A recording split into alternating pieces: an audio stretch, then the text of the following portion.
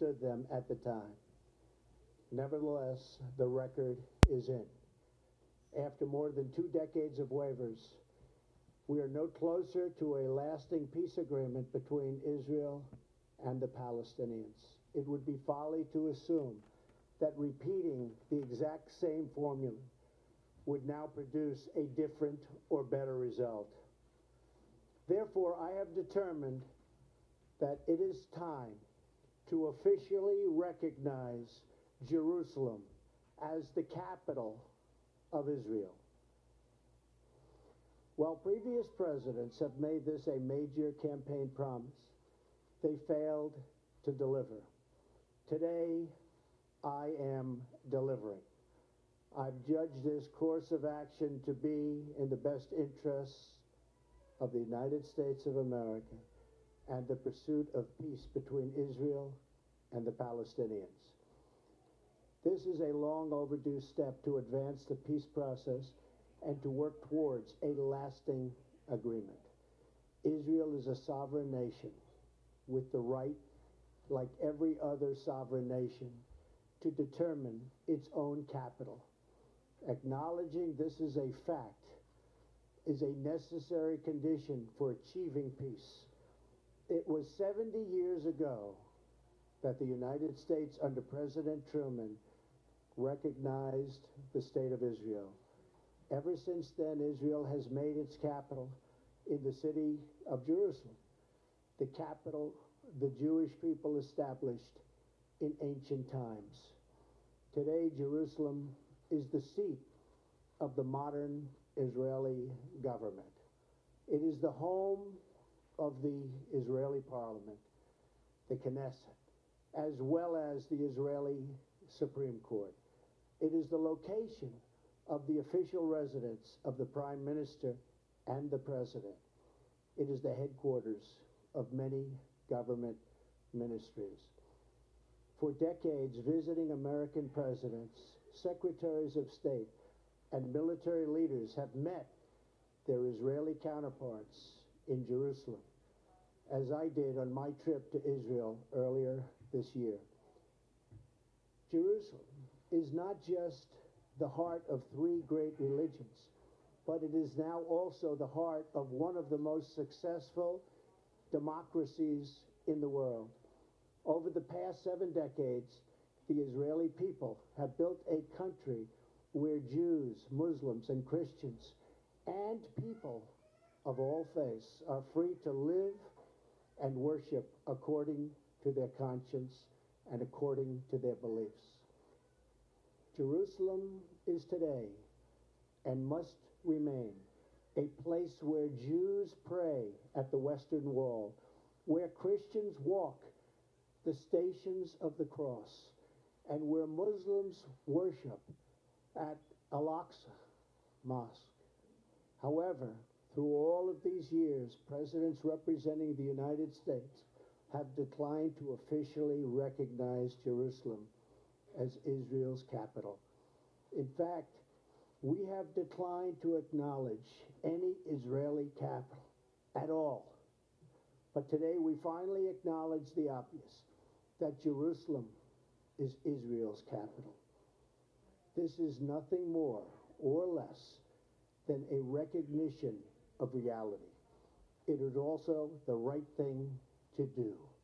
It's something that has to be done. That is why, consistent with the Jerusalem Embassy Act, I am also directing the State Department to begin preparation to move the American Embassy from Tel Aviv to Jerusalem. This will immediately begin the process of hiring architects, engineers, and planners so that a new embassy, when completed, will be a magnificent tribute to peace.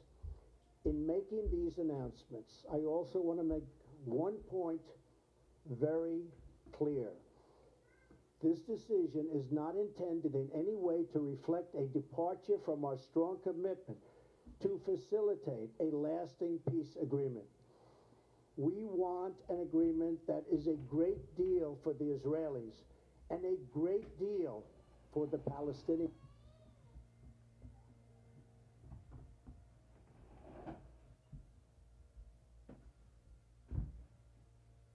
in Jerusalem or the resolution of contested borders. Those questions are up to the parties involved. The United States remains deeply committed to helping facilitate a peace agreement that is acceptable to both sides. I intend to do everything in my power to help forge such an agreement. Without question, Jerusalem is one of the most sensitive issues in those talks. The United States would support a two-state solution if agreed to by both sides. In the meantime, I call on all parties to maintain the status quo at Jerusalem's holy sites, including the Temple Mount, also known as Haram al-Sharif. Above all, our greatest hope is for peace, the universal yearning in every human soul. With today's action, I reaffirm my administration's long-standing commitment to a future of peace and security for the region. There will, of course, be disagreement and dissent regarding this announcement.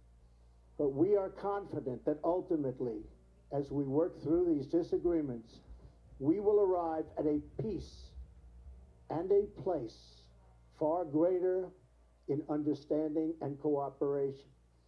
This sacred city should call forth the best in humanity, lifting our sights to what it is possible, not pulling us back and down to the old fights that have become so totally predictable. Peace is never beyond the grasp of those willing to reach it. So today we call for calm, for moderation, and for the voices of tolerance to prevail over the purveyors of hate. Our children should inherit our love, not our conflicts. I repeat the message I delivered at the historic and extraordinary summit in Saudi Arabia earlier this year. The Middle East is a region rich with culture, spirit, and history. Its people are brilliant, proud and diverse, vibrant and strong. People are brilliant, proud and diverse, vibrant and strong. But the incredible future awaiting this region is held at bay by bloodshed, ignorance, and terror. Vice President Pence will travel to the region in the coming days to reaffirm our commitment to work with partners throughout the Middle East to defeat radicalism that threatens the hopes and dreams of future generations. It is time for the many who desire peace to expel the extremists from their midst. It is time for all civilized nations and people to respond to disagreement with reasoned debate, not violence. And it is time for young and moderate voices all across the Middle East to claim for themselves a bright and beautiful future. So today, let us rededicate ourselves to a path of mutual understanding and respect. Let us rethink old assumptions and open our hearts and minds to possible and possibilities. And finally, I ask the leaders of the region, political and religious, Israeli and Palestinian, Jewish and Christian and Muslim, to join us in the noble quest for lasting peace. Thank you. God bless you. God bless Israel. God bless the Palestinians. And God bless the United States. Thank you very much. Thank you. All right, the President of the United States.